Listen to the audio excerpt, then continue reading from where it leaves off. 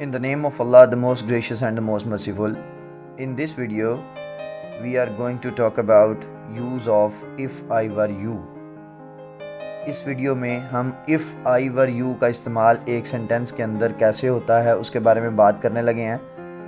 if I were you, अगर मैं तुम्हारी जगह होता किसी भी फ़िक्रे में, जैसे उर्दू फ़िक्रा है अगर मैं तुम्हारी जगह होता, या इंग्लिश में if I were you, ये किस सिचुएशन में इस्तेमाल किया जाता है और कैसे एक फ़िक्रे का स्ट्रक्चर बनता है जिसके अंदर हमने अगर मैं तुम्हारी जगह होता या इफ़ आई वर यू इस्तेमाल करना हो तो उसका स्ट्रक्चर कैसा होगा, जानिए इस वीडियो में।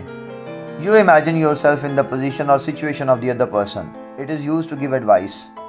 आप अपने आप को दूसरे शख्स की जगह पे रख के सोचते हो, तसव्वुर करते हो कि अगर मैं उसकी जगह पे होता तो मैं ये करता।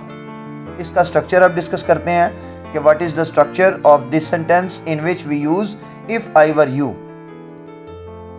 If I were you plus I would plus bare infinitive, and what is bare infinitive? Bracket के अंदर लिखा हुआ है फर्स्ट फॉर्म ऑफ वर्ब। पहला आएगा if I were you, comma, उसके बाद I would, और I would के साथ bare infinitive का इस्तेमाल किया जाता है। अब इसकी एग्जांपल्स को देखें। If I were you, I would study more। अगर मैं तुम्हारी जगह होता मैं मज़ीद पढ़ता। If I were you, I would not go out barefooted। अगर मैं तुम्हारी जगह होता तो मैं नंगे पाँव बाहर ना जाता। If I were you, I would reach college in time। अगर मैं तुम्हारी जगह होता तो मैं कॉलेज वक्त पे पहुंच जाता।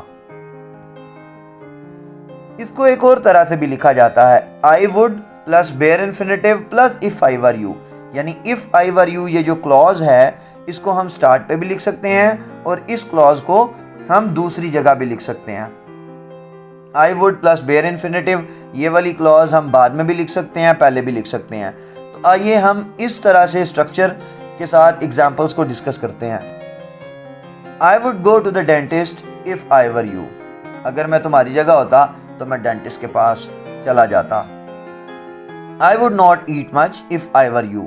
अगर मैं तुम्हारी जगह होता तो मैं ज़्यादा ना खाता। Now the question is why if I were and not if I was? कि I were if I were क्यों इस्तेमाल किया जाता है, if I was क्यों यूज़ नहीं किया जाता?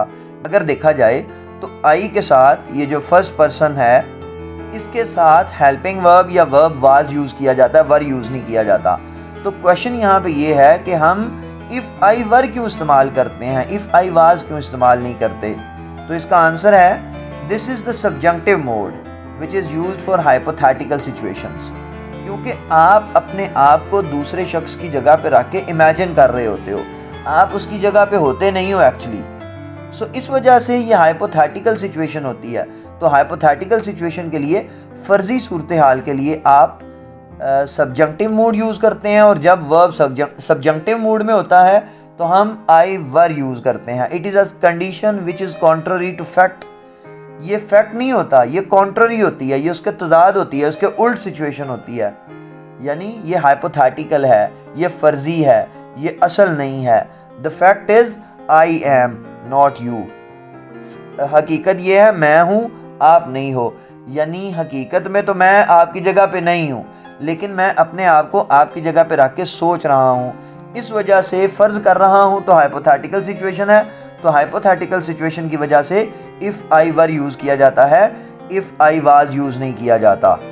With to be use were for all subjects in the subjunctive.